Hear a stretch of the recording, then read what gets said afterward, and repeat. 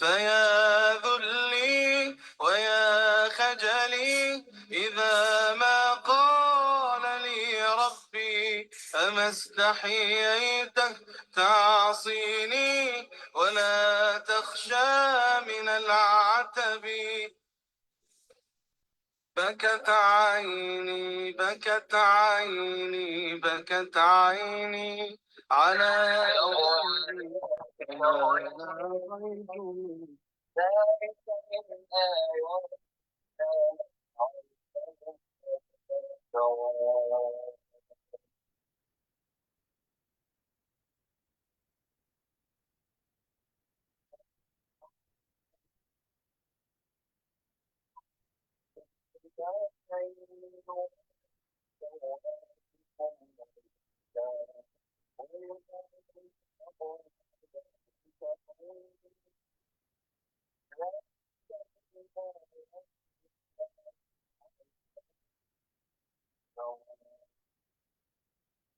السلام علیکم ورحمۃ اللہ وبرکاتہ۔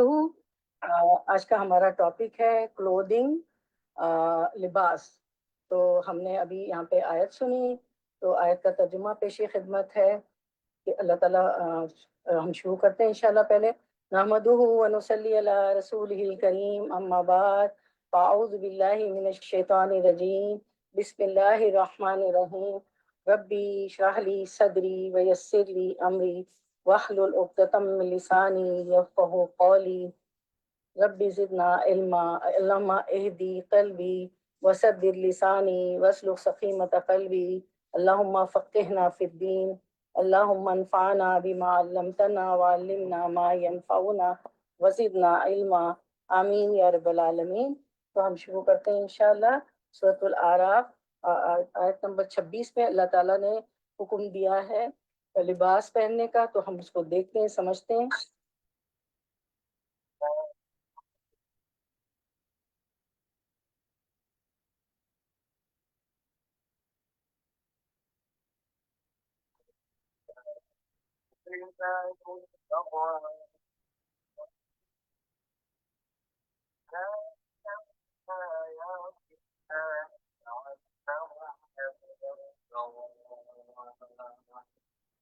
جی، اب آپ نے آیت نمبر 26 ہم نے سنی۔ اب ہم جو ہے سورۃ الاعراف کی 26 ترجمہ پیش خدمت ہے۔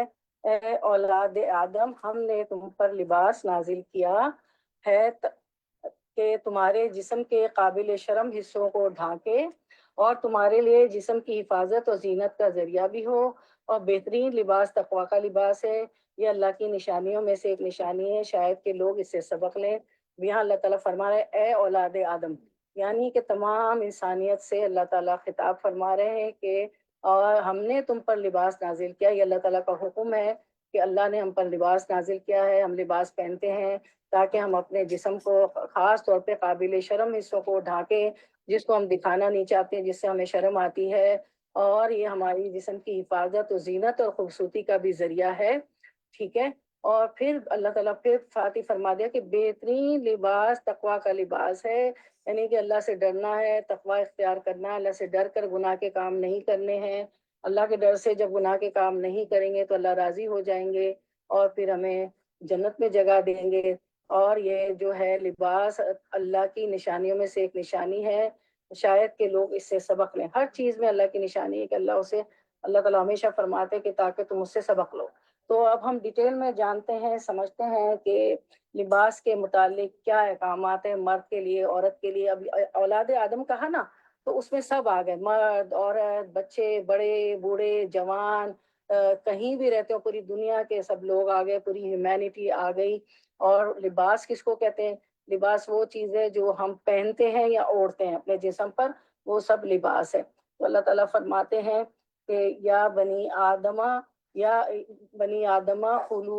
خذوا زینتکم عند کل مساجد وکلوا واشربوا ولا تسرفوا انہ لا یحب المسرفین۔ پھر اس کے بعد اللہ تعالیٰ فرماتے ہیں، کچھ آیات ہیں جن میں اللہ تعالیٰ نے ہمیں لباس کا حکم دیا ہے۔ پھر جو ابھی سورۃ الاعراف کی ہم نے آیت پڑھی، اس میں بھی لباس کا حکم دیا۔ اس کے بعد سورۃ النحل میں اللہ تعالیٰ فرماتے ہیں وَجَعَلَ لَكُمْ سَرَابِيلَ تَقِيكُمُ الْحَرَّ وَسَرَابِيلَ تَقِيكُمْ بَأْسَكُمْ، اور تمہارے لیے قمیض بنائی جو گرمی سے تمہیں محفوظ رکھتی ہیں، اور ایسی قمیضیں بھی جو تمہیں تمہاری جنگ کے وقت پہ محفوظ رکھتی ہے۔ تو اللہ تعالیٰ نے یہاں پہ فرما دیا سورۃ النحل میں کہ لباس ہمیں گرمی سے بچاتا ہے، اور پھر جنگی لباس بھی ہوتا ہے جو اللہ تعالیٰ کے فضل سے وہ بھی بنا لیا ہم لوگوں نے، وہ بھی ہیں جنگی لباس بھی۔ تاریخ میں بھی آپ پڑھتے ہیں، اور آرمر ہوتا ہے جسم پہ پہننے کا، لوہے کا، پھر ہیلمٹ ہوتا ہے سر پہ پہننے کا۔ اس کے بعد اللہ تعالیٰ فرماتے ہیں کہ سورۃ الانبیاء میں، اور ہم نے اسے تمہارے لیے لباس بنانے کا طریقہ سکھایا تاکہ تمہیں جنگ میں دشمن کے وار سے بچائے، پھر کیا تم شکر ادا کرتے ہو؟ تو مجھے کوئی بتائے گا کہ کون تھے جن کے لیے اللہ نے لوہا ان کے لیے مسخر کیا تھا؟ اور وہ داؤد علیہ السلام۔ داؤد علیہ السلام، داؤد علیہ السلام۔ جزاک اللہ خیر، لوہا مسخر کیا تھا، وہ جنگی زرے بناتے تھے، اور اس سے ہمیں پتا چلتا ہے ہر پیغمبر اپنے ہاتھ سے محنت کر کے کمائی کرتے تھے۔ تو ہمیں بھی اگر ہم محنت کر رہے ہیں، جا رہے ہیں مرد عورت سب پڑھنے پڑھانے، کوئی بھی کام ہو کسی آفس میں، تو یہ ہے کہ یہ انبیاء کی سنت ہے۔ اور رسول اللہ صلی اللہ علیہ وسلم نے بھی لباس پہننے کا حکم فرمایا ہے۔ لباس ایسا پہنے جو شرم و حیا، غیرت و شرافت اور جسم کی سطر پوشی اور حفاظت کے تقاضوں کو میری بہنوں پورا کرے، اور جس سے تہذیب و سلیقہ اور زینت و جمال کا اظہار ہو۔ قرآن پاک میں اللہ تعالیٰ نے اپنی اس نعمت کا ذکر کرتے ہوئے ارشاد فرمایا کہ اے اولاد آدم، ہم نے تم پر لباس نازل کیا ہے، تمہارے جسم کے قابل شرم حصوں کو ڈھانکے اور تمہارے لیے زینت و حفاظت کا ذریعہ بھی بنے، جو کہ ابھی آپ نے آیت مبارکہ تلاوت بھی سنی تھی کہ یا بنی آدم قد انزلنا علیکم لباسا یواری سوآتکم وریشا۔ تو ریشا سے کیا مطلب ہے؟ ریش دراصل پرندے کے پروں کو کہتے ہیں۔ پرندے کے پر اس کے لیے حسن و جمال کا بھی ذریعہ ہے، اور جسم کی حفاظت کا بھی۔ اگر آپ مرغی کو لے لیں، اس کے پر نکال دیں تو وہ اس کا گوشت لال لال نظر، پر کے بغیر پرندہ کتنا اچھا نہیں لگتا نا۔ پر ہوتے تو رنگ برنگے پرندے، ریشا سے پرندے پروں سے اچھے لگتے ہیں۔ تو یہی بات ہمارے لیے ہے کہ وہ تمہارے جو ہے جسم کے قابل شرم حصوں کو بھی چھپاتا ہے، تمہیں زینت بھی دیتا ہے، تو جسم کی حفاظت بھی کرتا ہے۔ تو عام استعمال میں ریش کا لفظ جمال و زینت اور عمدہ لباس کے لیے بولا جاتا ہے۔ لباس کا مقصد میری بہنوں زینت اور آرائش اور موسمی اثرات سے حفاظت بھی ہے، لیکن اولین مقصد قابل شرم حصوں کی سطر پوشی ہے۔ خدا نے شرم و حیا انسان کی فطرت میں پیدا فرمائی ہے، تو قابل شرم حصوں کو چھپانا ہوتا ہے۔ لیکن ہم دیکھتے ہیں کہ لوگ جو ہے یا تو اتنے ٹائٹ کپڑے پہنتے ہیں سردی کے بہانے یا کسی بھی بہانے کے، وہ جسم کے قابل شرم حصوں کو بھی دکھا رہا ہوتا ہے، ایک ایک باڈی پارٹ کو دکھا رہا ہوتا ہے، یا اتنا ٹرانسپیرنٹ ہوتے ہیں کہ کپڑے پہن کے بھی جسم اس میں سے چھلک رہا ہوتا ہے۔ یہ ساری اب حدیث مبارکہ آئیں گی، اور آیات سے حدیث مبارکہ سے ہم سب دیکھتے ہیں۔ اب یہی وجہ ہے کہ جب حضرت آدم اور حضرت حوا علیہ السلام سے جنت کا لباس فاخرہ اتروا لیا گیا، شیطان نے بہکایا، ان کو ورگلایا، پھسلایا، تو وہ جنت کے درختوں کے پتوں سے انہوں نے اپنے جسم کو ڈھانپنے لگے۔ اس لیے لباس میں اس مقصد کو سب سے مقدم ہمیں سمجھنا چاہیے، اور ایسا لباس ہمیں منتخب کرنا چاہیے جس سے سطر پوشی کا مقصد بخوبی پورا ہو سکے، یعنی کہ پہن کے بھی ہم نیوڈ اور ننگے نظر آئے۔ ساتھ ہی اس کا بھی اہتمام رہے کہ لباس موسمی اثرات سے جسم کی حفاظت کرنے والا بھی ہو، اور ایسا سلیقے کا لباس ہو جو زینت و جمال اور تہذیب کا بھی ذریعہ ہو۔ ایسا نہ ہو کہ ہم اس کو پہن کر کوئی عجوبہ یا کھلونا بن جائے اور لوگوں کے لیے ہنسی اور دل لگی کا موضوع مہیا ہو جائے۔ اور پھر اس کے بعد ہم دیکھتے ہیں کہ لباس پہنتے وقت یہ سوچئے کہ یہ وہ نعمت ہے جس سے خدا نے انسان کو نوازا ہے، دوسری مخلوقات اس سے محروم ہے۔ آپ نے دیکھا ہے جانور لباس نہیں پہن رہے ہوتے۔ اس امتیازی بخشش و انعام پر خدا کا شکر ادا کیجیے، اور اس امتیازی انعام سے سرفراز ہو کر کبھی خدا کی ناشکری اور نافرمانی کا عمل نہیں کرنا چاہیے۔ لباس خدا کی ایک زبردست نشانی ہے۔ لباس پہنے اس احساس کو تازہ کیجیے، اور جذبات شکر کا اظہار اس دعا کے الفاظ میں کیجیے جو نبی صلی اللہ علیہ وسلم نے مومنوں کو سکھائی ہے۔ دعا آگے آتی ہے، ابھی تو نہیں، دعا بھی میں بتاؤں گی آپ کو۔ اس کے بعد ہم دیکھتے ہیں اس آیت میں فرمایا کہ بہترین لباس مطلب تقوی کا لباس ہے. تقوی کے لباس سے باطنی پرہیزگاری بھی مراد ہے اور ظاہری پرہیزگاری کا لباس بھی. یہ یعنی ایسا لباس پہنے جو شریعت کی نظر میں پرہیزگاروں کا لباس ہو، جس سے کبر و غرور کا اظہار نہ ہو، جو نہ عورتوں کے لیے مردوں سے مشابہت کا ذریعہ ہو اور نہ مردوں کے لیے عورتوں سے مشابہت کا ذریعہ ہو. ایسا لباس مرد نہ پہنے کہ عورت لگے، عورت ایسا لباس نہ پہنے کہ وہ مردوں کا سا ہو. ایسا لباس پہنیے جس کو دیکھ کر محسوس ہو سکے کہ لباس پہننے والا کوئی خدا ترس اور بھلا انسان ہے.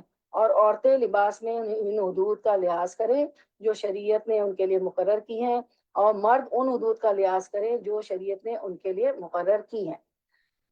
لباس پہنے تو کپڑے کا نام لے کر خوشی کا اظہار کیجیے کہ خدا نے اپنے فضل و کرم سے یہ کپڑا عنایت فرمایا ہے، اور شکر کے جذبات سے سرشار ہو کر نیا لباس پہننے کی دعا پڑھیے جو نبی صلی اللہ علیہ وسلم پڑھا کرتے تھے. اسکرین پہ بھی آئے گی. حضرت ابو سعید خدری رضی اللہ تعالیٰ فرماتے ہیں کہ رسول اللہ صلی اللہ علیہ وسلم جب کوئی نیا کپڑا، امامہ، کرتا یا پاجامہ وغیرہ پہنتے تو اس کا نام لے کر فرماتے اللہم لک الحمد انت، اللہم لک الحمد انت کسوت تنیہ اسألک من خیرہ وخیر ما صنع لہ واعوذ بک من شرہ وشر ما صنع لہ. اللہ سب تعریفیں تیرے لیے ہے، تو نے ہی مجھے پہنایا ہے، تجھ سے اس کی بھلائی اور جس کے لیے کپڑا بنایا گیا ہے اس کی بھلائی کا سوال کرتا ہوں، اور اس کی برائی اور جس کے لیے یہ بنایا گیا ہے اس کی برائی سے تیری پناہ چاہتا ہوں. تو یہ دعا جو ہے اسکرین شاٹ آپ لے لیں، تو ہم اس میں اور بھی دعائیں سیکھیں گے. تو آج تو یاد نہیں ہو جائیں گی، پریشان ہونے کی ضرورت نہیں ہے. اسکرین شاٹ لے لے، روز پڑھتی رہے، یہ پڑھتی رہے لباس پہنتے وقت، تو آپ کو یاد ہو جائے گی. تو دعا کا مطلب یہ کہ خدایا تو مجھے توفیق دے کہ میں تیرا بخشا ہوا یہ لباس انہی مقاصد کے لیے استعمال کروں جو تیرے نزدیک پاکیزہ مقاصد ہے. مجھے توفیق دے کہ میں اس سے اپنی ستر پوشی کر سکوں اور بے شرمی بے حیائی کی باتوں سے اپنے ظاہر و باطن کو محفوظ رکھ سکوں، اور شریعت کے حدود میں رہتے ہوئے اس کے ذریعے اپنے جسم کی حفاظت کر سکوں اور اس کو زینت و جمال کا ذریعہ بنا سکوں.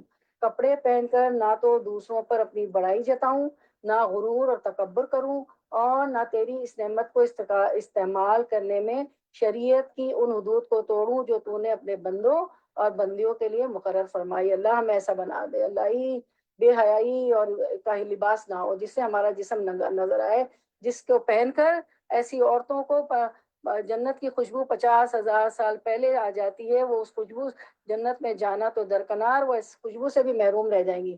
حضرت عمر رضی اللہ عنہ کا بیان ہے کہ نبی صلی اللہ علیہ وسلم نے ارشاد فرمایا جو شخص نئے کپڑے پہنے اگر وہ گنجائش رکھتا ہو تو اپنے پرانے کپڑے کسی غریب کو خیرات میں دے دے، اور نئے کپڑے پہنتے وقت یہ دعا پڑھے. ایک اور دعا آ گئی تو دیکھیں اللہ کے رسول صلی اللہ علیہ وسلم، اللہ نے ہمیں کتنی چوائسیز دی، اللہ اور رسول صلی اللہ علیہ وسلم نے، وہ نہیں یاد ہوتی تو یہ یاد کر لیں، یہ پڑھ لیں. تو رسول اب گھبرائیے نہیں کہ ابھی تو درس شروع ہوا ہے اور کہہ رہی یاد کر لیں یاد کر لیں. ہوم ورک دیتی ہیں جب بھی جاؤ درس میں کہتی ہوم ورک. اب کیا کریں نا، ہمیں ان تو آنا چاہیے ورنہ ان ٹاپکس کا اور ان پروگرامز کا کوئی فائدہ ہی نہیں ہے. تو اب یہ دعا ہے، دوسری دعا ہے نیا کپڑا پہننے کی. رسول اللہ صلی اللہ علیہ وسلم کو کہتے سنا جو شخص نیا کپڑا پہنے یہ دعا پڑھے الحمدللہ الذی کسانی ما آواری بھی عورتی وتجملوا به فی حیاتی، یعنی اللہ کا شکر ہے جس نے مجھے ایسا کپڑا پہنا ہے جس سے میں اپنی ستر پوشی کرتا ہوں اور اپنی زندگی میں زینت حاصل کرتا ہوں.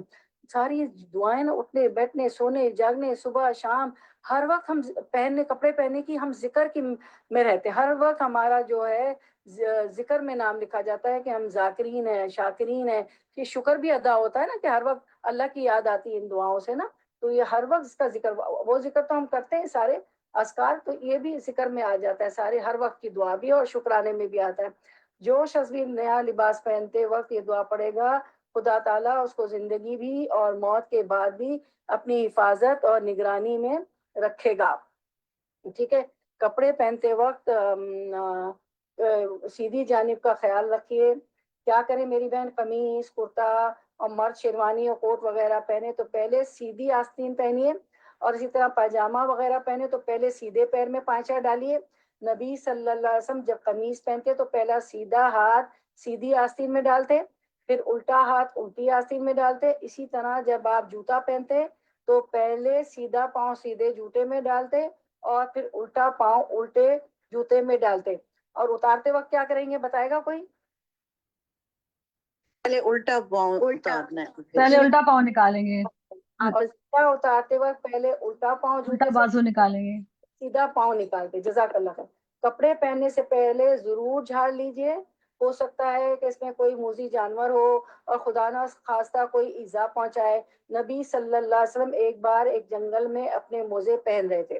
پہلا موزہ پہننے کے بعد جب آپ نے دوسرا موزہ پہننے کا ارادہ فرمایا، دوسرا سوکس، تو کوئی کوا جھپٹا اور وہ موزہ اٹھا کر اڑا گیا. کبھی آپ کے ساتھ ہوا کوا جھپٹا ہو؟ میں نے دیکھا تھا. میری چھوٹی بہن نان کھٹائی، پاکستان میں پتہ ہے نا نان کھٹائی ہم لوگ بہت کھاتے تھے چائے کے ساتھ، تو وہ بیچاری کھا رہی تھی تو وہ کوا آیا، اس نے اڑا کے لے گیا. کہیں ہم باہر تھے تو وہ اتنا روئی، چھوٹے بچے کو تو سمجھ نہیں آتا، اتنا روئی. تو میں نے تو آنکھوں سے دیکھا ہے کہ کوا جھپٹا کیسے، سبحان اللہ، جانور مطلب پرندے کیسے جھپٹتے ہیں. اور تو کوا جھپٹا اور موزہ اٹھا کر اڑ گیا اور کافی اوپر لے جا کر اسے چھوڑ گیا. موزہ، ساکس، جراب جب اونچائی سے نیچے گرا تو گرنے کی چوٹ سے اس میں ایک سانپ دوڑ جا پڑا.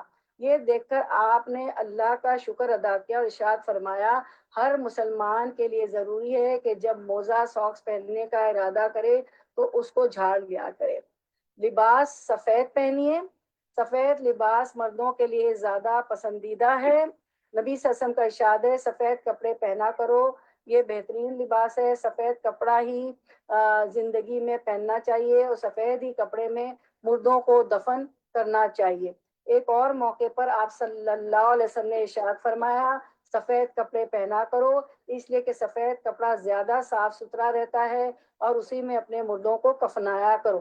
زیادہ صاف ستھرا رہنے سے مراد یہ ہے کہ اگر اس پر ذرا سا داغ دھبا بھی لگے گا تو فوراً محسوس ہو جائے گا. ظاہر ہے وائٹ پہ زیادہ جلدی محسوس ہوتا ہے نا دھبا، اور آدمی فوراً دھو کر صاف کر لے گا. اور اگر کوئی رنگین کپڑا ہوگا تو اس پر داغ دھبا جلد نظر نہ آ سکے گا اور جلد ہونے کی طرف توجہ نہ ہو سکے گی. صحیح بخاری میں ہے کہ نبی کریم صلی اللہ علیہ وسلم سفید لباس پہنا کرتے تھے، یعنی آپ نے خود بھی سفید لباس پسند کیا اور امت کے مردوں کو بھی اس کے پہننے کی ترغیب دی. پاجامہ اور کنگھی وغیرہ پاجامہ اور لنگی وغیرہ ٹخنوں سے اونچا رکھیے، یہ مردوں کے لیے. تو ظاہر ہمارے گھر میں بیٹے بھی ہوتے ہیں تو یہ ساری باتیں اگر ہم پڑھ لیں گے تو ہمارے بیٹے جو ہوتے ہیں ان کو ہم بتا سکتے ہیں. اور ویسے بھی ایز اے اسٹوڈنٹ آف قرآن ہمیں پوری نالج ہونی چاہیے. پاجامہ اور لنگی وغیرہ ٹخنوں سے اونچا رکھیے. جو لوگ غرور اور تکبر میں اپنا پاجامہ اور لنگی وغیرہ لٹکا لیتے ہیں نبی صلی اللہ علیہ وسلم کی نظر میں وہ ناکام اور نامراد لوگ ہیں اور سخت عذاب کے مستحق ہیں. نبی صلی اللہ علیہ وسلم کا ارشاد ہے 3 قسم کے لوگ ایسے ہیں کہ خدا تعالیٰ قیامت کے دن نہ تو ان سے بات کرے گا، نہ ان کی طرف نظر فرمائے گا اور نہ ان کو پاک و صاف کر کے جنت میں داخل کرے گا، بلکہ ان کو انتہائی دردناک عذاب دے گا. حضرت ابو ذر غفاری رضی اللہ عنہ نے پوچھا یہ غفاری نہیں ہے غفاری ہے، ٹھیک ہے، کہ یا رسول اللہ یہ ناکام اور نامراد لوگ کون ہیں؟ ارشاد فرمایا ایک وہ جو غرور اور تکبر میں اپنا تہمت ٹخنوں سے نیچے لٹکاتا ہے، یہ مردوں کے لیے، ٹھیک ہے. اور دوسرا وہ ویسے ہمارے بھی ہے کہ لٹکا کے نہ چلیں، جو دلہنوں کی 2-3 گز لمبی ٹیل دلہنوں کے جوڑوں کی ہوتی ہے، جوڑا جو ہوتا ہے ڈریس کی، تو وہ فخر میں آ جاتا ہے. ایک وہ جو غرور اور تکبر میں اپنا تہمت ٹخنوں سے نیچے لٹکاتا ہے، دوسرا وہ شخص ہے جو احسان جتاتا ہے، اور تیسرا وہ شخص ہے جو جھوٹی قسموں کے سارے اپنی تجارت کو چمکانا چاہتا ہے. حضرت عبید بن خالد رضی اللہ عنہ اپنا ایک واقعہ بیان فرماتے ہیں کہ میں ایک مرتبہ مدینہ منورہ میں جا رہا تھا کہ میں نے اپنے پیچھے سے یہ کہتے سنا اپنا تہبت اوپر اٹھا لو کہ اس سے آدمی ظاہری نجاست سے بھی محفوظ رہتا ہے اور باطنی نجاست سے بھی، یعنی وہ زمین پہ اگر کچھ ہو تو وہ میل کچھ لگتا نہیں ہے. میں نے گردن پھیر کر جو دیکھا تو نبی کریم صلی اللہ علیہ وسلم تھے، یعنی نبی صلی اللہ علیہ وسلم یہ فرما رہے تھے کہ اپنی جو ہے اوپر اٹھا لو. میں نے عرض کیا یا رسول اللہ یہ تو ایک معمولی سی چادر ہے، بھلا اس میں کیا تکبر اور غرور ہو سکتا ہے؟ نبی کریم صلی اللہ علیہ وسلم نے ارشاد فرمایا کیا تمہارے لیے میری اتباع ضروری نہیں، یعنی میری پیروی، مجھ کو فالو کرنا ضروری نہیں ہے؟ میں نے نبی صلی اللہ علیہ وسلم کے الفاظ سنے تو فوراً میری نگاہ آپ کے تہمت پر پڑی، میں نے دیکھا کہ آپ کی تہمت نصف پنڈلی تک اونچی ہے۔ نبی صلی اللہ علیہ وسلم کا یہ ارشاد کہ ٹخنوں سے اونچا پاجامہ اور لنگی وغیرہ رکھنے سے آدمی ہر طرح کی ظاہری اور باطنی نجاستوں سے محفوظ ہو جاتا ہے، بڑا ہی معنی خیز ہے۔ اس کا مطلب یہ ہے کہ جب کپڑا نیچے لٹکے گا تو راستے کی گندگی سے میلا اور خراب ہوگا، پاک صاف نہ رہ سکے گا، اور یہ بات ذوق طہارت اور نظافت پر نہایت گراں ہے۔ پھر ایسا کرنا کبر و غرور کی وجہ سے ہوتا ہے، اور کبر و غرور باطنی گندگی ہے، اور اگر یہ مصلحتیں بھی ہوں تو مومن کے لیے تو یہ فرمان ہی سب کچھ ہے کہ نبی صلی اللہ علیہ وسلم کی زندگی میں تمہارے لیے بہترین نمونہ ہے۔ لقد کان لکم فی رسول اللہ اسوۃ حسنہ، ٹھیک ہے نا؟ در حقیقت تم لوگوں کے لیے اللہ کے رسول صلی اللہ علیہ وسلم میں ایک بہترین نمونہ ہے۔ سورۃ الاحزاب آیا نمبر 21۔ اس کے بعد ہم دیکھتے ہیں کہ اچھا اس کے بعد ہم دیکھتے ہیں کہ ابو داؤد کی حدیث میں تو آپ نے اس کی بڑی ہی لرزہ خیز سزا بیان فرمائی ہے۔ آپ صلی اللہ علیہ وسلم نے فرمایا مومن کا تہمت آدھی پنڈلی تک ہونا چاہیے، اور اس کے نیچے ٹخنوں تک ہونے میں بھی کوئی مذائقہ نہیں، لیکن ٹخنوں سے نیچے تہمت کا جتنا حصہ لٹکے گا وہ آگ میں جلے گا، اور جو شخص غرور اور گھمنڈ میں اپنے کپڑے کو ٹخنوں سے نیچے لٹکائے گا قیامت کے دن خدا اس کی طرف نظر اٹھا کر بھی نہ دیکھے گا۔ ریشمی کپڑا نہ پہنیے، یہ عورتوں کا لباس ہے، اور نبی صلی اللہ علیہ وسلم نے مردوں کو عورتوں کا سا لباس پہننے اور ان کسی شکل و صورت بنانے سے سختی سے منع فرمایا ہے۔ حضرت عمر رضی اللہ عنہ فرماتے ہیں کہ نبی صلی اللہ علیہ وسلم کا ارشاد ہے ریشمی لباس نہ پہنو کہ جو اس کو دنیا میں پہنے گا وہ آخرت میں اس کو نہ پہن سکے گا۔ ایک بار نبی صلی اللہ علیہ وسلم نے حضرت علی رضی اللہ عنہ سے فرمایا اس ریشمی کپڑے کو پھاڑ کر اس کے 2 دوپٹے بنا کر ان 3 فاطماؤں میں تقسیم کر دو۔ اب کوئی بتائے گا 3 فاطمہ کون تھی؟ 3 فاطمہ اصل میں یہ کپڑا آپ کو کدھر دوما کے حکمران نے تحفے میں بھیجا تھا، تو فاطماؤں سے مراد یہ 3 قابل احترام عورتیں ہیں۔ نمبر 1 آپ کی صاحبزادی بی بی فاطمہ زہرا، نبی صلی اللہ علیہ وسلم کی پیاری بیٹی اور حضرت علی رضی اللہ عنہ کی زوجہ محترمہ۔ دوسری فاطمہ بنت اسد، حضرت علی رضی اللہ عنہ کی والدہ محترمہ۔ اور تیسری فاطمہ حضرت حمزہ رضی اللہ عنہ جو آپ کے چچا تھے ان کی بیٹی۔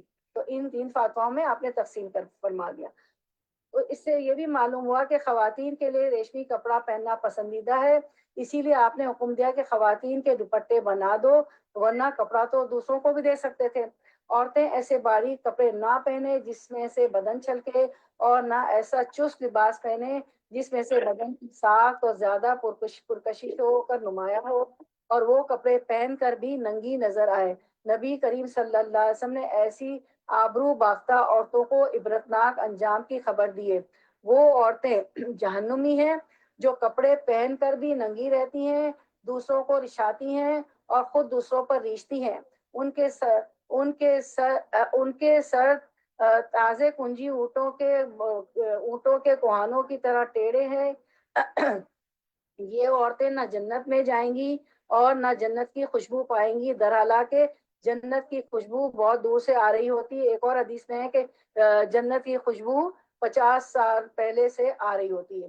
ایک بار حضرت اسماء رضی اللہ عنہ باریک کپڑے پہنے ہوئے نبی صلی اللہ علیہ وسلم کی خدمت میں حاضر ہوئیں، وہ سامنے آئیں، وہ باریک کپڑا پہنے ہوئے تھی۔ آپ صلی اللہ علیہ وسلم نے اس سے منہ پھیر لیا اور فرمایا اسماء جب عورت بالغ ہو جائے تو درست نہیں کہ اس کی کوئی چیز نظر آئے سوائے اس کے اور اس کے۔ آپ صلی اللہ علیہ وسلم نے اپنے چہرے اور ہتھیلیوں کی جانب اشارہ کیا۔ حضرت اسماء کون تھی؟ حضرت اسماء حضرت عائشہ کی بہن تھی، حضرت ابوبکر صدیق کی بیٹی بھی تھی، جی اور حضرت زبیر کی وائف تھی۔ جزاک اللہ خیرن جی۔ کثیرن کثیرن، پوری ڈیٹیل دے دی، ماشاء اللہ ماشاء اللہ۔ اسماء جب عورت جوان ہو جائے تو اس کے لیے جائز نہیں کہ منہ اور ہاتھ کے علاوہ اس کے جسم کا کوئی حصہ نظر آئے۔ تہمد اور پاجامہ وغیرہ پہننے کے بعد بھی ایسے انداز سے لیٹنے. اب آپ دیکھیں، آپ پہن لیا کپڑا پہن لیا، اب کیا طریقہ ہے اٹھنے بیٹھنے کا؟ سبحان اللہ، اللہ کے رسول صلی اللہ علیہ وسلم نے ہر چیز ہمیں بتا دی. تہمد اور پاجامہ وغیرہ پہننے کے بعد بھی ایسے انداز سے لیٹنے اور بیٹھنے سے بچیے جس میں بدن کھل جائے یا نمایاں ہو جانے کا اندیشہ ہو. نبی صلی اللہ علیہ وسلم کا ارشاد ہے، ایک جوتا پہن کر نہ چلا کرو اور تہمد میں ایک زانو اٹھا کر اکڑو نہ بیٹھو. اور یعنی کہ ایک پیر ہم نے آلٹی پالٹی جیسا رکھا، دوسرا ہم نے اکڑو اٹھا لیا، اونچا رکھ لیا، اور یہ زمین پہ بیٹھنے کی بات ہو رہی. اور بائیں ہاتھ سے نہ کھاؤ اور چادر پورے بدن پر اس انداز سے نہ لپیٹو کہ کام کاج کرنے یا نماز وغیرہ پڑھنے میں ہاتھ نہ نکل سکے. کپڑا ایسا ہونا چاہیے کہ آپ کا ہاتھ نکل جائے. اور نہ چت لیٹ کر ایک پاؤں کو دوسرے پاؤں کو رکھو کہ اس طرح بھی سطر پوشی میں بے احتیاطی کا اندیشہ ہے. اب آپ دیکھیں، بیٹھنے اٹھنے میں سطر پوشی کا خیال رکھنا ہے کہ قابل شرم حصے نہ نظر آ جائیں، ایسے باڈی پارٹس نظر نہ آ جائیں. پھر جو ہے وہ عورتیں جو رچھاتی ہیں اور ریچھتی ہیں، اور تو وہ جنت کی خوشبو سے جو 50,000 سال پہلے محروم رہ جائیں گی. تو کتنی ضرورت ہے اس بات کو پھیلانے کی، اس کو شیئر کرنے کی کہ جنت کی خوشبو بھی نہیں آئے گی، کہ بہت ٹائٹ اسکن سے لگے ہوئے کپڑے ہوں کہ ایک ایک باڈی پارٹ نمایاں ہو، یا اتنے ٹرانسپیرنٹ ہو کہ اس میں سے جسم نظر آ رہا ہو. تو یہ کیا ہے؟ لا علمی ہے. میں نے دیکھا اتنے لا علم لوگ ہوتے ہیں، لیکن جب دین پہ آ جاتے ہیں تو وہ تو ایسا پردہ کرتے ہیں اور ایسا دین کو فالو کرتے ہیں کہ وہ ہم سے بھی آگے نکل ہو جاتے ہیں نا. تو دعا بھی کرنی چاہیے اور ایسے حلقے بھی ہونا چاہیے بچوں کے لیے، خواتین کے لیے، عورتوں کے لیے. کیونکہ بہت جو لا علمی جو ہے نا، وہ جو ہے ظلمت کے گھٹا تو اندھیرے ہیں. تو وہ لوگ بےچارے ہم بھی تو انہی میں سے تھے نا، کبھی ہم بھی تو انہی میں سے تھے. اور کبھی ان کے لیے کوئی بات نہیں کرنی چاہیے، برا نہیں منانا چاہیے، سوچنا چاہیے کہ ان کے لیے دعا کرنے چاہیے، ایسی محفلوں کی طرف لانا چاہیے اور ان کے لیے دعا کرنا چاہیے کہ کوئی ایسا ماحول مل جائے کہ وہ جو ہے اس چیزوں سے نکل آئے نا. لا علمی بہت ہوتی ہے، لا علمی جو ہے، علم کا نہ ہونا اندھیرا ہے، ظلمت کا گھٹا تو اندھیرا ہے. اچھا، لباس میں عورتیں اور مرد ایک دوسرے کا سا رنگ ڈھنگ نہ اختیار کریں. نبی صلی اللہ علیہ وسلم کا ارشاد ہے کہ خدا نے ان مردوں پر لعنت فرمائی ہے جو عورتوں کا سا رنگ ڈھنگ اختیار کریں، اور ان عورتوں پر بھی لعنت فرمائی ہے جو مردوں کا سا رنگ ڈھنگ اختیار کریں. حضرت ابو ہریرہ رضی اللہ عنہ فرماتے ہیں کہ رسول اللہ صلی اللہ علیہ وسلم نے اس مرد پر لعنت فرمائی ہے جو عورتوں کا سا اس مرد پر لعنت فرمائی ہے جو عورتوں کا سا رنگ ڈھنگ اختیار کرے، اور ان عورتوں پر بھی لعنت فرمائی ہے جو مردوں کا سا رنگ ڈھنگ اختیار کرے. حضرت ابو ہریرہ رضی اللہ عنہ فرماتے ہیں کہ رسول اللہ صلی اللہ علیہ وسلم نے اس مرد پر لعنت فرمائی ہے جو عورتوں کا لباس پہنے، اور اس عورت پر لعنت فرمائی ہے جو مرد کا سا لباس پہنے. تو کتنی ضروری بات ہے نا کہ ہم لباس بھی ان کے جیسا نہ پہنے. ایک بار حضرت عائشہ رضی اللہ عنہا سے کسی نے ذکر کیا کہ ایک عورت ہے جو مردوں کے سے جوتے پہنتی ہے. تو آپ صلی اللہ علیہ وسلم نے فرمایا، رسول اللہ صلی اللہ علیہ وسلم نے ایسی عورتوں پر لعنت فرمائی ہے جو مرد بننے کی کوشش کرتی ہیں. آپ دیکھیں، بال بھی مردوں جیسے کٹوائے جاتے ہیں، کپڑوں بھی مردوں جیسے پہنے جاتے ہیں. دیکھیں تو ایسی عورتوں پر آپ صلی اللہ علیہ وسلم نے لعنت فرمائی ہے جو مرد بننے کی کوشش کرتی ہیں. خواتین دوپٹہ اوڑے رہنے کا اہتمام رکھیں اور اس سے اپنے سر اور سینے کو چھپائے رکھیں. دوپٹہ ایسا باریک نہ اوڑے جس سے سر کے بال نظر آئیں. دوپٹے کا مقصد ہی یہ ہے کہ اس سے زینت کو چھپایا جائے. اور آپ دیکھیں کہ ادھر شہروں میں اور ملکوں میں تو چھوڑیں، حرم شریف میں بھی آپ لوگوں نے دیکھا ہوگا کہ ٹھیک ہے، جب گرمی کے موسم میں بھی آتی ہیں تو بھی اتنا باریک دوپٹہ ہوتا ہے کہ سر کے بال نظر آ رہے ہوتے، جبکہ اندر ایک کیپ پہننی چاہیے. عورتوں کے لیے تو کوئی آرام کا کپڑا نہیں، ہمارا جو دوپٹہ موٹا ہوتا ہے، اندر کیپ ہوتی ہے، وہی ہوتا ہے ہمارا احرام. تو بال تو چھوڑے، پورا جسم جو ہے کاٹن کے جو کپڑے پہنے ہوئے ہوتے ہیں اس میں سے نظر آ رہا ہوتا ہے. حرم شریف میں بھی خیال نہیں کیا تھا. اللہ تعالیٰ ہمیں ہدایت دے. پھر وہی بات کہوں گی کہ لا علمی ہے، علم کا فقدان ہے.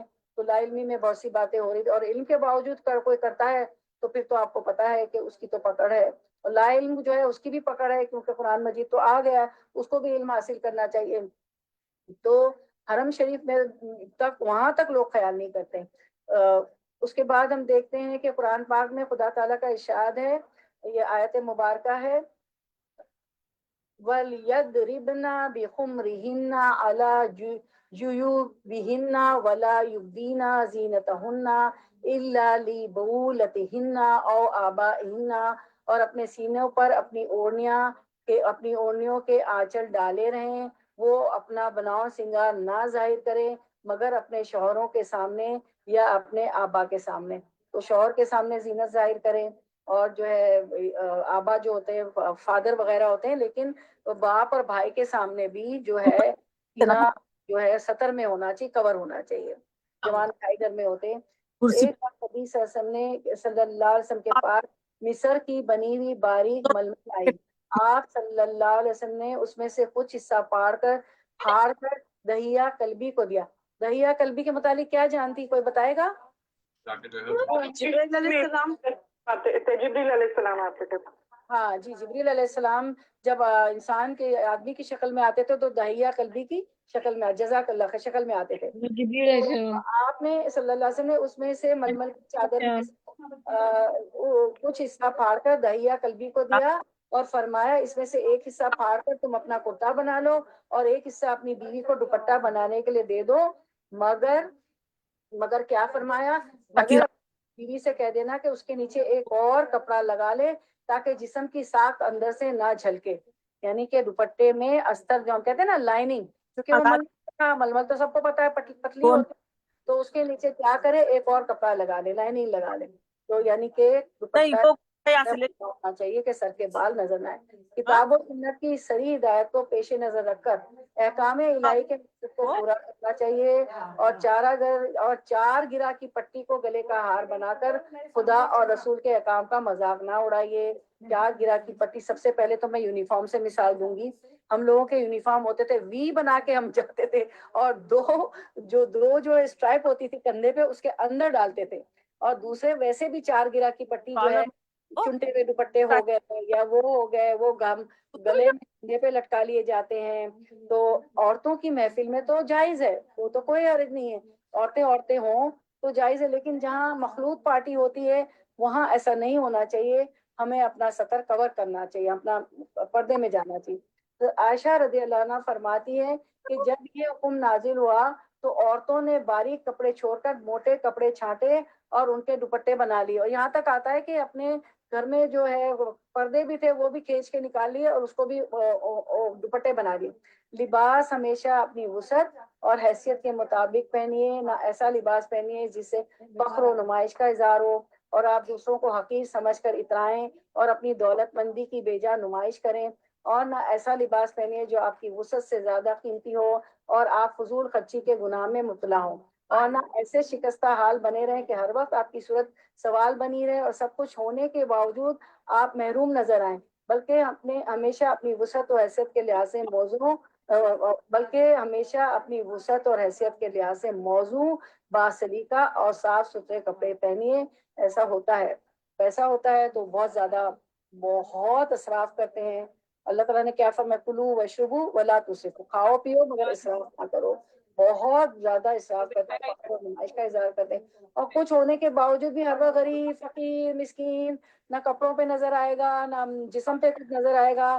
ہمارا تو کیا کرے، خرچہ ہی نہیں پورا ہو رہا ہے، دکان سے جو آتی آمدنی وہ نوکروں کو دیتے ہیں، بجلی کے بل میں چلے جاتے ہیں، مینٹیننس میں چلا جاتا ہے. یعنی کہ ناشکری وہی بات یہاں بتائی جا رہی کہ افراد نا ہمارے یہاں ہر چیز کے پاس سے میں پرس لے کے آ جاؤ. تو یہ نہیں ہونا چاہیے، کیونکہ اللہ تعالیٰ فرماتے ہیں کہ شکر ادا کرنا چاہیے. لئن شکرتم لازیدنکم، اگر تم نے شکر ادا کیا تو میں تمہیں زیادہ دوں گا. ولئن کفرتم ان عذابی لشدید، اور اگر کفر، یہاں کفرتم کفر کے معنوں میں نہیں ہے، یہاں پہ ناشکری کے معنی میں ہے کہ اگر میں ناشکری کی تو پھر میرا عذاب بھی شدید ہے. تو کچھ ایسے بھی لوگ ہوتے ہیں کہ نہیں جی پورا ہی نہیں پڑ رہا ہے، بالکل مسکین اور سوالی بنے رہتے ہیں، یہ بھی ناپسندیدہ چیز ہے.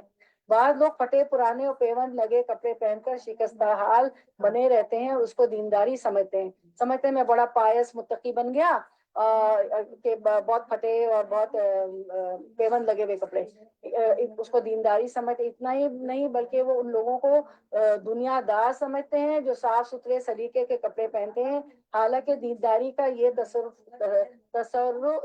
تصور سراسر غلط ہے. حضرت ابو الحسن، اب یہ واقعہ دیکھیں اس سے ہمیں پتہ چلتا ہے، حضرت ابو الحسن علی شاذلی رحم اللہ ایک بار نہایت ہی عمدہ لباس پہنے ہوئے تھے. کسی شکستہ حال صوفی نے ان کے اس ٹھاٹ باٹ پر اعتراض کیا کہ بھلا اللہ والوں کو ایسا بیش بار لباس پہننے کی کیا ضرورت ہے؟ حضرت شاذلی رحم اللہ نے جواب دیا، بھائی یہ شان و شوکت عظمت و شان والے خدا کی حمد و شکر کا اظہار ہے۔ اگر میں نے جو اچھے کپڑے پہنے ہیں تو میرے رب نے مجھے دیا ہے، تو یہ میرا رب بھی عظمت و شان والا ہے، تو اس خدا کی نعمت کا شکر کر لاؤں۔ اور تمہاری یہ شکستہ حالی صورت، جو تم اللہ والے بھی ہو، تمہاری یہ شکستہ حالی صورت سوال ہے، تم زبان حال سے بندوں سے سوال کر رہے ہو۔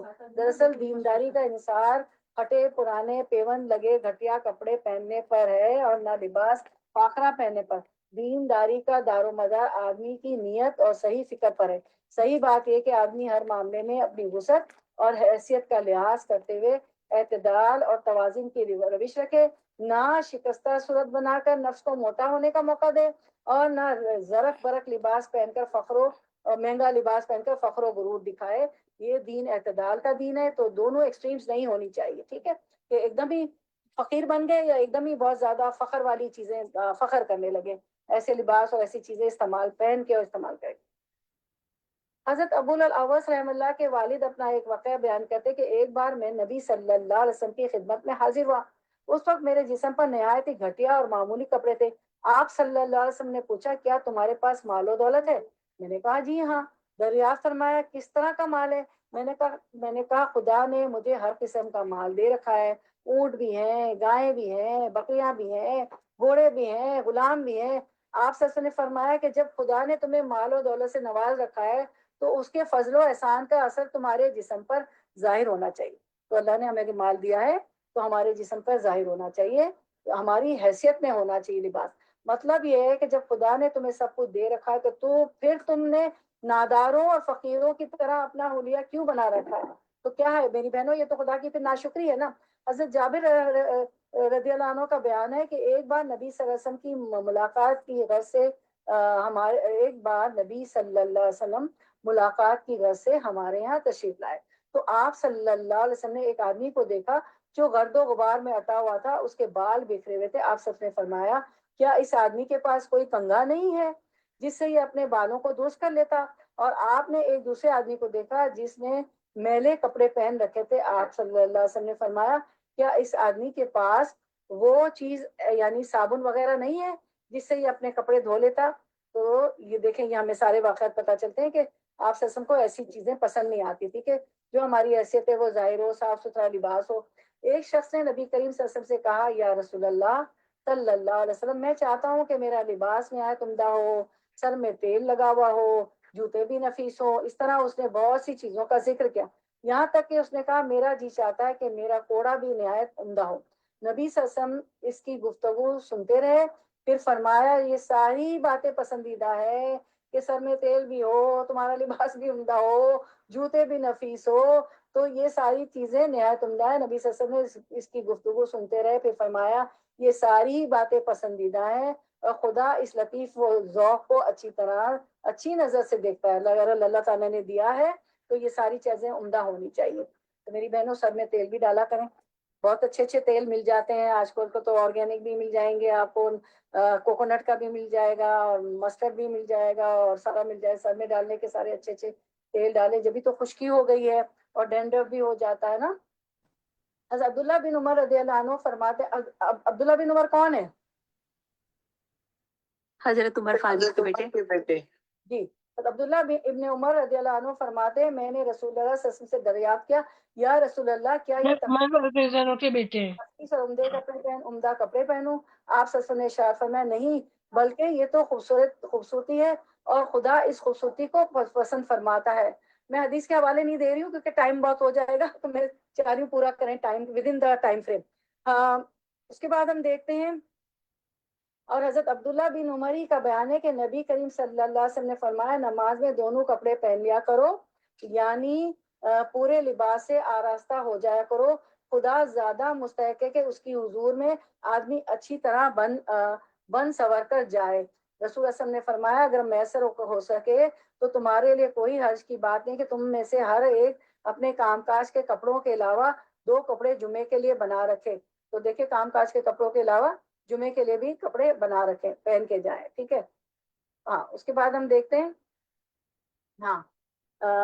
حضرت عبداللہ ابن مسعود کا بیان ہے کہ نبی کریم صلی اللہ علیہ وسلم نے فرمایا جس کے دل میں ذرہ برابر بھی غرور ہوگا وہ جنت میں نہ جائے گا.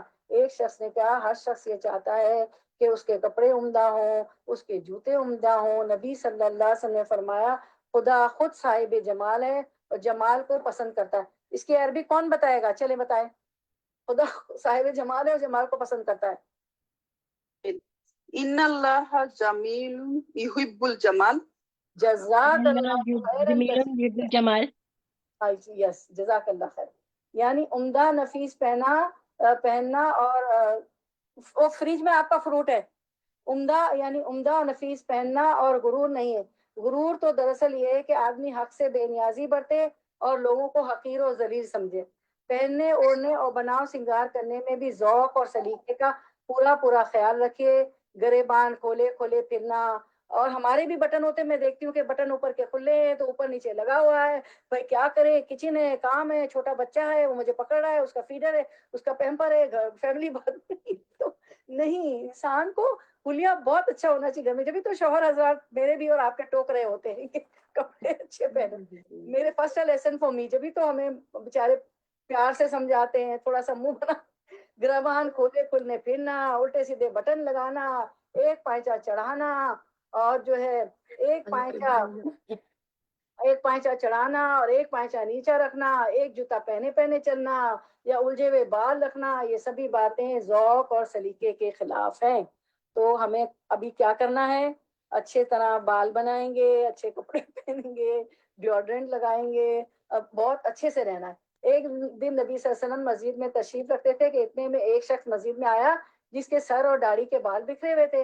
نبی صلی اللہ علیہ وسلم نے اپنے ہاتھ سے اس کی طرف اشارہ کیا، جس کا مطلب یہ تھا کہ جا کر اپنے سر کے بال اور داڑھی کو سنوارو. تو اپنے بیٹے ہیں، وہ بیٹے تو آپ کے اختیار میں ہے نا، ان کو آپ کہہ سکتے ہیں. میں دیکھا ہوگا، میں نے دیکھا جو ینگ بچے بھی ہوتے ہیں، لڑکے جو ہوتے ہیں، وہ بھی داڑھی بھی ہے نا اچھی ہونی، تراشی بھی ہونی چاہیے نا.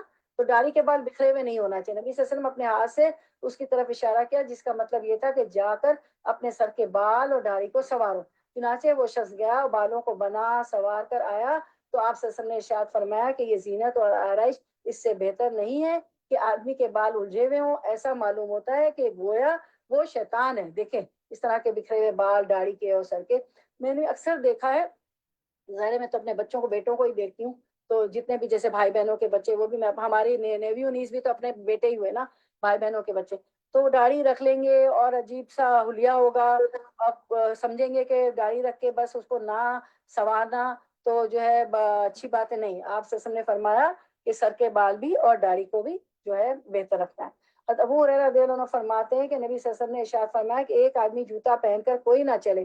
کہ فرمایا کہ ایک جوتا پہن کر کوئی نہ چلے، یا دونوں پہن کر چلو یا دونوں اتار کر چلو. دیکھیں کتنے اچھے آداب ہیں انسانی جسم میں. دیکھیں جوتے، کپڑے، چادر. اور اسی حدیث کی روشنی میں رحمت للعالمین فرمایا نا کہ اللہ کے رسول صلی اللہ علیہ وسلم تو رحمت للعالمین ہے.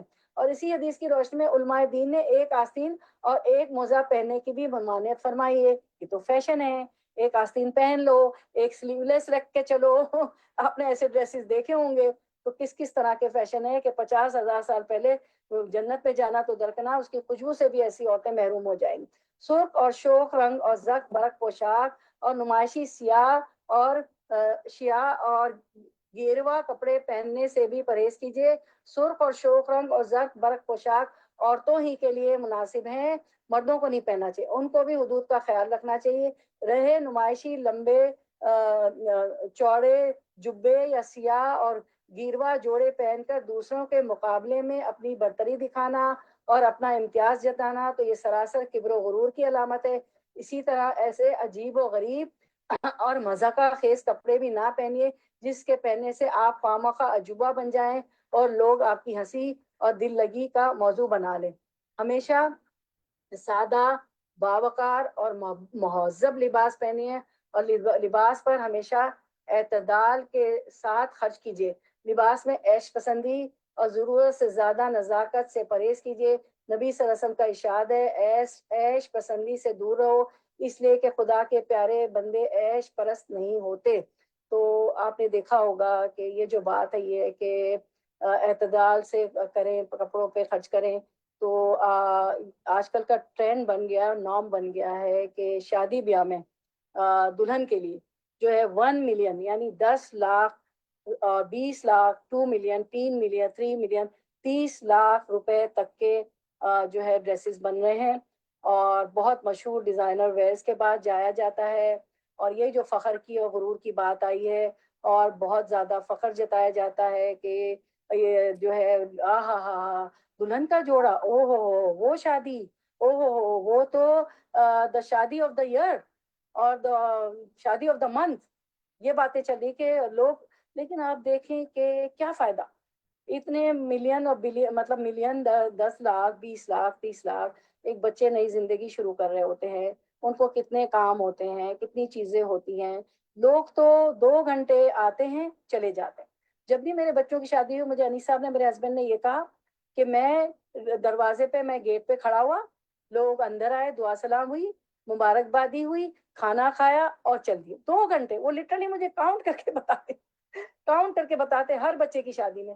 اور کیا ہوا، کتنا کچھ خرچ کیا جاتا ہے. اعتدال کی بات آئی ہے نا، کلو واشربو ولا تسرفو، کہ کھاؤ پیو اور اسراف مت کرو. اب یہ لا علمی ہوتی ہے نا کہ اگر یہ دین سے جڑے ہوئے لوگ ہوں تو وہ اتنا نہ خرچ کریں، ٹھیک ہے نا.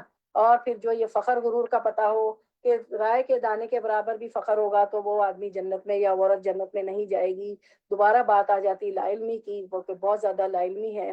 اور پھر کبھی بچوں کے اولاد کے آگے مجبور ہوتے ہیں، کبھی پیئر پریشر ہوتا ہے، کبھی فیملی پریشر ہوتا ہے کہ فلاں نے اپنی بیٹی بہو کے لیے داماد اور جو ہے بیٹے کے لیے ایسا جوڑا بنایا تو میں بھی بناؤں گی، میں کیسے پیچھے رہوں. اور جو ہے دکھاوا ہوتا ہے، پیئر پریشر ہوتا ہے، کبھی آپس میں لڑکا لڑکی والے ایک دوسرے پہ وہ ڈال رہے ہوتے ہیں. یہ ساری باتیں یہ لا علمی ہے، علم کی کمی ہے. لیکن صحافہ بھی اللہ نے کہا ہے نا، بیوقوف لوگ بھی، بیوقوفی بھی ہے نا کہ اتنا 2 3 چلے 4 گھنٹے کوئی زیادہ بیٹھ جائے گا تو آج کل تو ہمارے ملکوں میں تو چور اچک کے آ جاتے تو ہال کے بھی ٹائم فکس ہے، زیادہ بیٹھنے بھی نہیں ملتا ہے. تو کتنا بیٹھ لیں گے اور پھر کھانے اتنے کہ اتنا اسراف اتنا اسراف اتنا اسراف کہ کیا چھوڑیں کیا کھائیں. اور پلیٹیں اگر سب چیزیں لیتے ہیں تو بھری کے بھری جھوٹی رہ جاتی. کتنا اسراف ضیاء ہوتا ہے. آپ سے نے کسی گھر کھانا کھایا، کسی صحابی کے صحابیوں کے ساتھ صحابات کے ساتھ مل کے، اصحاب رسول کے ساتھ مل کے، تو پھر اس کے بعد آپ نے فرمایا کہ اس نعمت کے بارے میں جو ہے سوال ہوگا. لَتُسْأَلُنَّ يَوْمَئِذٍ عَنِ النَّعِيمِ، اس نعیم کے اس نعمت کے بارے میں سوال ہوگا. تو اللہ تعالیٰ ان سو لوگوں کو بھی ہدایت دے. لا علمی میں کر رہے ہیں تو اللہ تعالیٰ ان کو علم دے، ریا فخر دکھاوا بھی کر رہے تو ان کو علم دے کہ اس کا گناہ کتنا ہے. اور پھر جو ہے غریب ملک ہے، غریب ملک ہے وہاں تو پھر غریبوں کو دے دیں. شادی بیاہ تو صدقہ بچوں کے نام کا کر دیں تو صدقے سے بلائیں ٹل جائیں، بیماریاں ٹل جائیں، بچوں کی زندگی اچھی ہو جائے. تو بہت اسراف ہو رہا ہے شادی بیاہ پر بھی، بہت زیادہ. اچھا، اور نبی صلی اللہ علیہ وسلم نے یہ بھی ارشاد فرمایا کہ جس شخص نے وسعت اور قدرت کے باوجود محض خاکساری اور عاجزی کی غرض سے لباس میں سادگی اختیار کی تو خدا اس کو شرافت اور بزرگی کے لباس سے آراستہ فرمائے گا. صحابہ کرام ایک دن بیٹھے دنیا کا ذکر فرما رہے تھے تو نبی صلی اللہ علیہ وسلم نے فرمایا لباس کی سادگی ایمان کی علامتوں میں سے ایک علامت ہے. ایک بار نبی صلی اللہ علیہ وسلم نے فرمایا خدا کے بہت سے بندے جن کی ظاہری حالت نہایت ہی معمولی ہوتی، بال پریشان اور غبار میں ہٹے ہوئے، کپڑے معمولی اور سادہ ہوتے، لیکن خدا کی نظر میں ان کا مرتبہ اتنا بلند ہوتا ہے کہ اگر وہ کسی بات پر قسم کھا بیٹھے تو خدا ان کی قسم کو پورا ہی فرما دیتا ہے. اس قسم کے لوگوں میں سے ایک برا ابن مالک رضی اللہ عنہ بھی ہیں. اللہ تعالیٰ ہمیں ان میں سے بنا دے، کیونکہ وہ غبار آلود ہوتے ہیں، ہٹے ہوئے کپڑے ہوتے ہیں، سادہ ہوتے ہیں، ان کے پاس پیسے، لیکن اللہ کی نظر میں ان کا مرتبہ، اللہ آپ کی نظر میں ہمارا مرتبہ بلند ہو جائے، یا اللہ ہی ایسا ہمیں بنا دیجئے. پھر فرمایا اللہ تعالیٰ نے کہ ان کا مرتبہ بلند ہوتا ہے. جی، خدا کی اس نعمت کا شکر ادا کرنے کے لیے ان ناداروں کو بھی پہنائیے جن کے پاس تن ڈھانپنے کے لیے کچھ نہ ہو. نبی کریم صلی اللہ علیہ وسلم کا ارشاد ہے جو شخص کسی مسلمان کو کپڑے پہنا کر اس کی تن پوشی کرے گا تو خدا تعالیٰ قیامت کے روز جنت کا سبز لباس پہنا کر اس کی تن پوشی فرمائے گا. اور آپ نے یہ بھی فرمایا کہ کسی مسلمان نے اپنے مسلمان بھائی کو کپڑے پہنائے، اپنے مسلمان بھائی کو کپڑے پہنائے تو جب تک وہ کپڑے پہننے والے کے بدن پر رہیں گے پہننے والے کو خدا نگرانی اور حفاظت میں رکھے گا. ٹھیک ہے، اپنے ان نوکروں اور خادموں کو بھی اپنی حیثیت کے مطابق اچھا لباس پہنائیے جو شب و روز آپ کی خدمت میں لگے رہتے ہیں. نبی کریم صلی اللہ علیہ وسلم نے فرمایا لونڈی اور غلام تمہارے بھائی ہیں, خدا نے ان کو تمہارے قبضے میں دے رکھا ہے, پس تم میں سے جس کسی کے قبضے و تصرف میں خدا کسی کو دے رکھا, یعنی ہمارے ماتحت ہمارے امپلائیز, ہمارے نوکر چوکر, ڈرائیور, ماسیاں, میڈ وغیرہ, بچوں کی انا جو بچوں کو سنبھالتی ہے, تو اس کو چاہیے کہ اس کو وہی کھلائے جو وہ خود کھاتا ہے, اور ویسا ہی لباس پہنائے جو وہ خود پہنتا ہے, اور اس پر کام کا اتنا ہی بوجھ ڈالے جو کہ سہارے سے زیادہ نہ ہو, اور اگر وہ اس کام کو نہ کر پا رہا تو خود اس کام میں مدد کرے. ایسے نہیں کہ ہم اس کو پیسے دے رہے ہیں تو اس کے کام میں ہم مدد نہ کریں نوکروں کے. یہ دیکھیں صحیح بخاری اور مسلم متفق علیہ حدیث ہے, ٹھیک ہے. اور پھر دیکھیں نا چوری کس لیے ہوتی, ان معاشیوں, ہمارے ملکوں میں ان معاشیوں کے ذریعے ہم سبزیاں کٹواتے ہیں, گوشت کٹواتے ہیں, پھر اپنی الماریاں, اپنے وارڈروب سیٹ کرواتے ہیں, اچھے اچھے کپڑے وہ ہینگر کر رہی ہوتی, طے کر رہی ہوتی, ان کو ان میں سے دیتے نہیں ہیں, اور ان کو چوری کرنے پہ ہم مجبور کرتے ہیں, پھر چوری بھی ہو جاتا ہے, ٹھیک ہے. تو یہ ہمیں ان کا خیال کرنا چاہیے.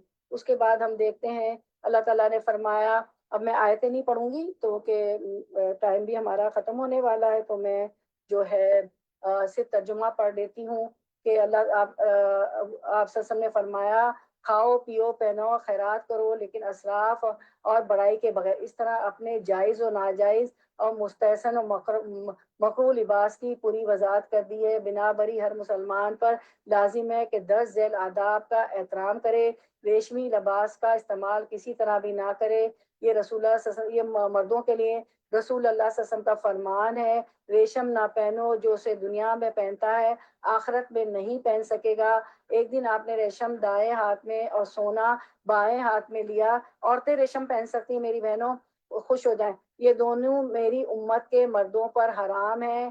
ریشمی لباس اور سونا آپ نے فرمایا میری امت کے مردوں کے لیے حرام اور عورتوں کے لیے حلال ہے. شلوار, قمیص, کوٹ اور چادر وغیرہ اتنے لمبے نہیں ہونے چاہیے کہ ٹخنوں سے نیچے تجاوز کر جائیں. رسول اللہ صلی اللہ علیہ وسلم کا فرمان ہے تہمت جو ٹخنوں سے نیچے ہو جائے جہنم میں لے جاتا ہے. چادر, قمیص اور پگڑی میں اسبال یعنی نیچے گھسیٹنے کا احتمال ہے, جو انہیں تکبر کے طور پر گھسیٹے گا روز قیامت اس کی طرف نظر رحمت نہیں کی جائے گی. تو میری بہنوں دلہن کے یہ والے کپڑے سے بچیں کہ وہ 2-3 گز کی جو لمبی ٹیل پیچھے سے ہوتی ہے گھسیٹتی گھسیٹتی دلہن آ رہی ہوتی ہے. اور ڈیزائنر ویئر جو ہے 1 ملین 2 ملین 10 لاکھ 20 لاکھ 30 لاکھ لے لیتے ہیں. اور یہ بھی فرمایا لا ينظروا الى الله الى من جر صوبتن خیلا, اللہ سبحانہ تعالیٰ اس کی طرف نہیں دیکھے گا جو تکبر کے طور پر اپنا کپڑا گھسیٹتا ہے. اس کے بعد فرمایا کہ لباس کسی بھی رنگ کا ہو جائز ہے, مگر بہتر ہے کہ سفید لباس کو ترجیح دے, کیونکہ رسول اللہ صلی اللہ علیہ وسلم کا فرمان ہے مقدس ہے سفید لباس پہنو, یہ بہت پاک اور صاف ہوتا ہے, اسی میں اپنے مردوں کو کفناؤ. برا بن عازب فرماتے ہیں کہ رسول اللہ صلی اللہ علیہ وسلم درمیانہ قد کے تھے. سبحان اللہ, میں نے آپ کو سرخ لباس کے جوڑے میں دیکھا, میں نے اس سے پہلا ایسا حسین کہیں نہیں دیکھا. سبحان اللہ, پیارے رسول کی پیاری باتیں. اور یہ بھی ثابت ہے کہ آپ نے صلی اللہ علیہ وسلم نے سبز رنگ کا لباس زیبتن کیا اور کالے رنگ کی پگڑی استعمال کی. مسلمان عورت پر لازم ہے کہ اتنا لمبا لباس استعمال کرے جو قدموں کو ڈھانپ لے, اور اوڑھنی ایسی ہو کہ سر, گردن اور سینے کو چھپا دے. اللہ سبحانہ تعالیٰ کا ارشاد باری تعالیٰ ہے یا ایھا الذین یا ایھا النبی قل لازواجک وبناتک ونساء المؤمنین یدنین علیہن من جلابیبہن ذلک ادنی ان یعرفن فلا یؤذین وکان اللہ غفورا رحیما. اے نبی, اپنی بیویوں اور بیٹیوں اور اہل ایمان کی عورتوں سے کہہ دو کہ اپنے اوپر اپنی چادروں کے پلو لٹکا لیا کرے.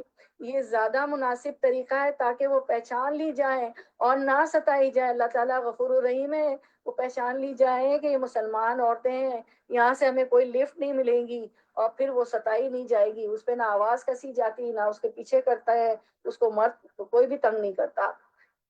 سفید لباس پہنو, یہ پھر فرمایا سفید لباس پہنو, یہ بہت پاک اور صاف ہوتا ہے, اسی میں اپنے مردوں کو دفناؤ. نیز برا بن عازب فرماتے ہیں کہ اچھا یہ تو ہو چکا تھا, ٹھیک ہے. اس کے بعد ہم دیکھتے ہیں کہ اے نبی کی اپنی بیویوں بیٹیوں مومنین کی عورتوں کو کہے کہ اپنے اوپر چادریں لٹکائے رکھے. نیز ارشاد فرمایا وَلْيُضْرِبْنَ بِخُمُرِهِنَّ عَلَى جُيُوبِهِنَّ وَلَا يُبْدِينَ زِينَتَهُنَّ إِلَّا لِبُعُولَتِهِنَّ أَوْ آبَائِهِنَّ، اور اپنے سینوں پر اپنی اوڑھنیوں کے آنچل ڈالے رہے اور اپنا بناؤ سنگار نہ ظاہر کریں مگر اپنے شوہروں کے سامنے یا اپنے آبا کے سامنے، یعنی کہ شوہروں کے سامنے ظاہر ہوگا اپنی زینت. شوہر لیکن شوہر کو تو میک اپ کرتے نہیں، جب وہ آتے ہیں تو ہم کام میں مصروف ہوتے ہیں، نائٹیوں میں ہوتے ہیں، اور بازاروں میں محفلوں میں مخلوط پارٹیاں جو عورت مرد کی شادیاں ساتھ میں ہیں وہاں نہیں میک اپ کریں.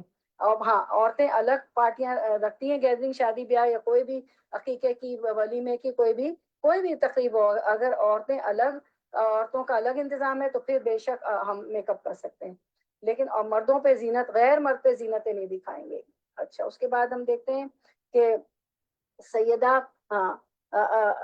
عائشہ رضی اللہ عنہ فرماتی ہے اللہ تعالیٰ انصار کی عورتوں پر رحم فرمائے. جب آیت وَلْيَضْرِبْنَ بِخُمُرِهِنَّ عَلَى جُيُوبِهِنَّ نازل ہوئی تو انہوں نے اپنی موٹی چادریں پھاڑ کر ان سے اپنے آپ کو ڈھانپ لیا. سبحان اللہ، فوراً آمنا صدقنا، فوراً کام کر دیتے تھے، ان کے ایسے اعمال تھے.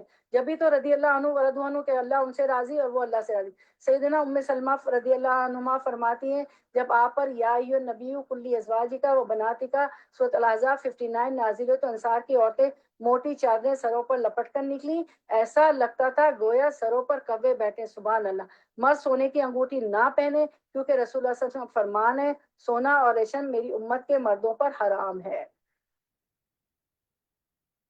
پھر فرمایا ریشمی لباس اور سونا میری امت کے مردوں پر حرام ہے، عورتوں کے لیے حلال ہے. آپ نے ایک شخص کے ہاتھ میں سونے کی انگوٹھی دیکھی تو اتار کر پھینک دی اور فرمایا تم میں سے ایک جہنم کے انگارے کے حصول کا ارادہ کرتا ہے اور اسے اپنے ہاتھ میں ڈال لیتا ہے. رسول اللہ صلی اللہ علیہ وسلم کے چلے جانے کے بعد لوگوں نے کہا یہ انگوٹھی اٹھا لو اور اس سے کوئی اور فائدہ حاصل کرو. تو اس شخص نے جواب دیا نہیں، اللہ کی قسم میں اسے نہیں اٹھاؤں گا کیونکہ اسے رسول اللہ صلی اللہ علیہ وسلم نے پھینکا ہے. چاندی کی انگوٹھی پہننے میں کوئی حرج نہیں ہے، اور یہ بھی جائز ہے کہ انگوٹھی میں اپنا نام کندہ کریں اور مہر کے طور اور مہر کے طور پر استعمال کریں، اس لیے کہ رسول اللہ صلی اللہ علیہ وسلم نے چاندی کی انگوٹھی بنوائی اور اس پر محمد رسول اللہ کندہ کیا، اور آپ ہاتھ کی چھوٹی انگلی میں اسے زیب تن کرتے تھے کیونکہ آپ کو خطوط وغیرہ دوسرے ملکوں میں بھیجنے کے لیے مہر بھی چاہیے ہوتی تھی نا. حضرت انس رضی اللہ عنہ فرماتے کہ رسول اللہ صلی اللہ علیہ وسلم بائیں ہاتھ کی یعنی چھوٹی انگلی میں انگوٹھی پہنتے تھے. تو کپڑا اس انداز میں نہ اوڑے کہ ہاتھ اسے آسانی سے نہ نکالے جائیں، کیونکہ رسول اللہ صلی اللہ علیہ وسلم نے منع کیا. اسے بھی منع فرمایا کہ ایک جوتا پہن کر چلیں، ایک جوتا پہن کر نہ چلو، دونوں اتار دو یا دونوں پہن کر چلو. مسلمان مرد مسلمان عورت کا لباس نہ پہنے اور اسی طرح عورت مرد کا لباس نہ پہنے کیونکہ رسول اللہ صلی اللہ علیہ وسلم نے اسے حرام قرار دیا ہے. عورتوں کے ساتھ مشابہت کرنے والے مرد اور مردوں کے ساتھ مشابہت کرنے والی عورتوں پر اللہ تعالیٰ نے لعنت فرمائی ہے. پھر ہم دیکھتے ہیں کہ عورت کا لباس پہننے والے مرد اور مرد کا لباس پہننے والی عورت پر اللہ کی لعنت ہے. اسی طرح ان مردوں پر بھی جو عورتوں کے ساتھ مشابہت کرتے ہیں، ان عورتوں پر بھی جو مردوں کے ساتھ مشابہت کرتے ہیں. اس کے بعد ہم دیکھتے ہیں کہ جب تم میں سے کوئی جوتا پہنے تو دائیں پاؤں میں پہلے پہنے اور جب اتارے تو بائیں پاؤں سے پہلے اتار دے تاکہ دائیں میں پہلے پہنا جائے اور آخر میں اتارا جائے. لباس پہنتے وقت دائیں جانب اختیار کریں.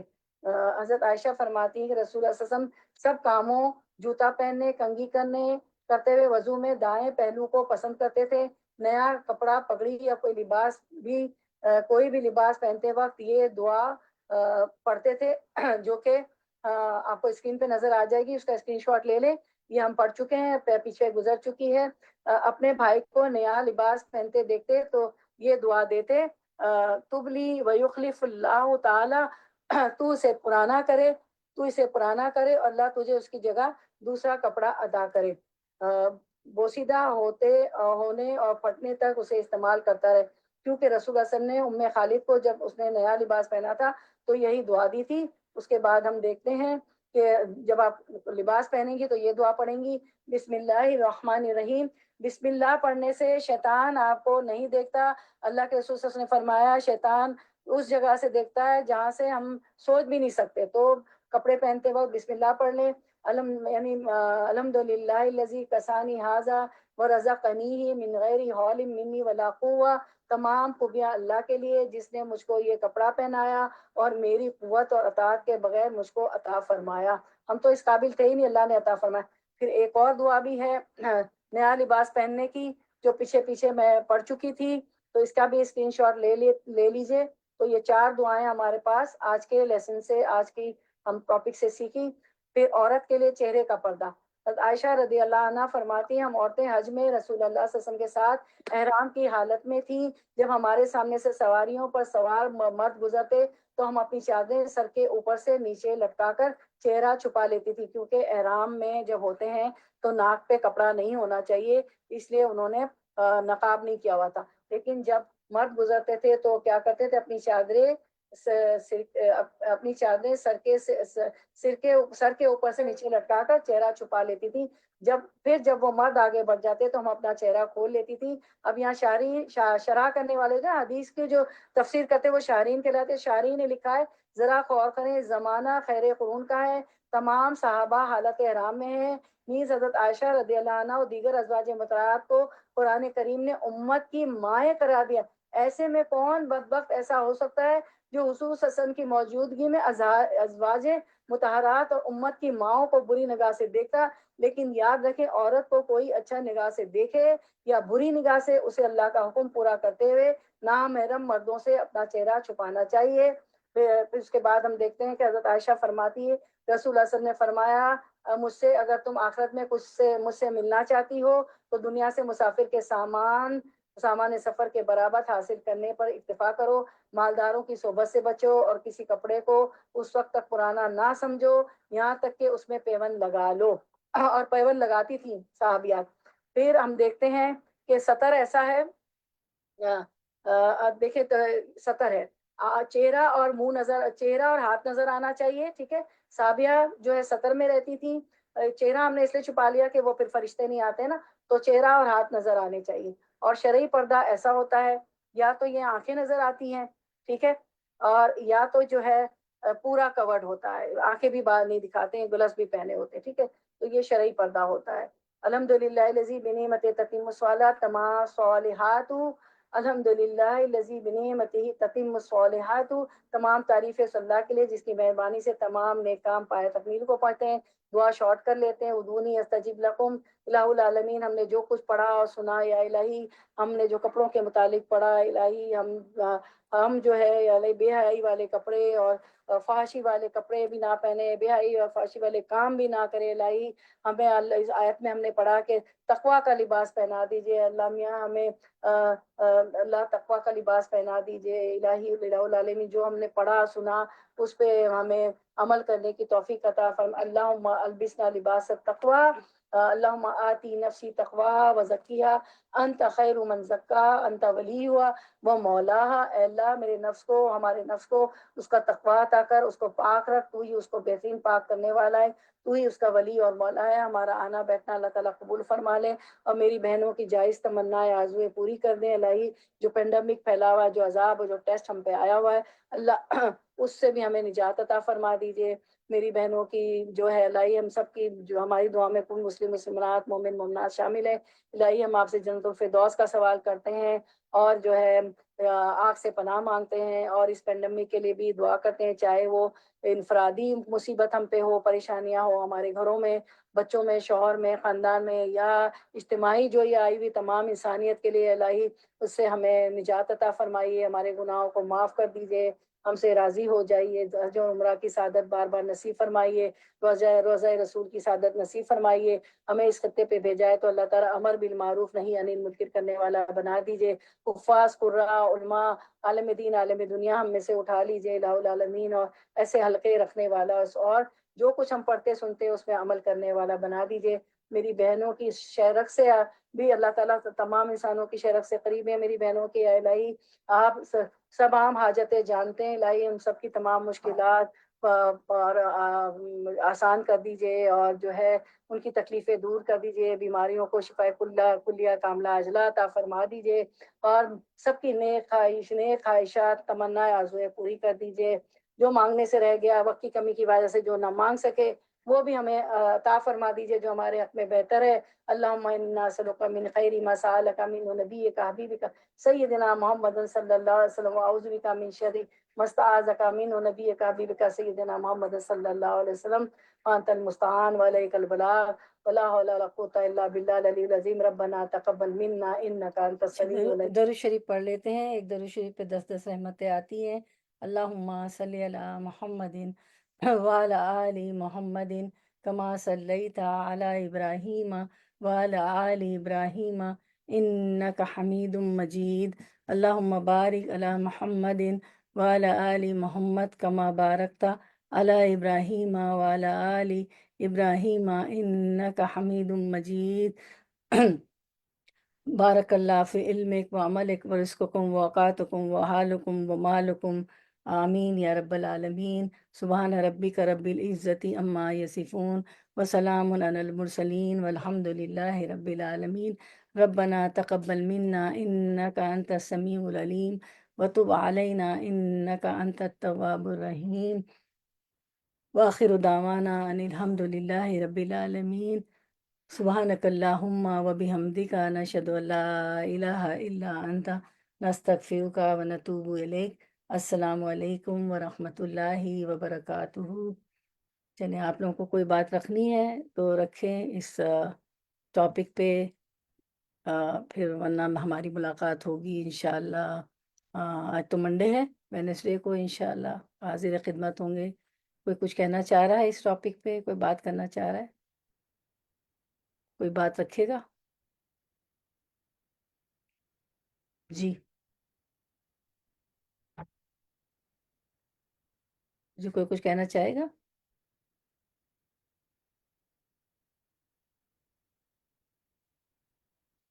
چلیں پھر میں اینڈ کروں، آپ لوگ کچھ کہنا چاہ رہے ہیں؟ جی جزاک اللہ خیر، السلام علیکم ورحمۃ اللہ وبرکاتہ۔ جی وعلیکم السلام۔ اسکرین نظر آ رہا ہے یا نہیں؟ اسکرین نظر جی آ رہا نظر ہے؟ آ رہا تھا، جی جی نظر آ رہا تھا۔ سارا واخر دعوانا سب نظر آیا؟ اچھا جی اچھا، میرے یہاں سے اڑ جاتا ہے چلا جاتا ہے۔ چلیں تو پھر میں اینڈ کروں انشاءاللہ میٹنگ کو، پھر انشاءاللہ جی وینسڈے کو انشاءاللہ۔ ملاقات ہوگی انشاءاللہ۔ السلام علیکم ورحمۃ اللہ۔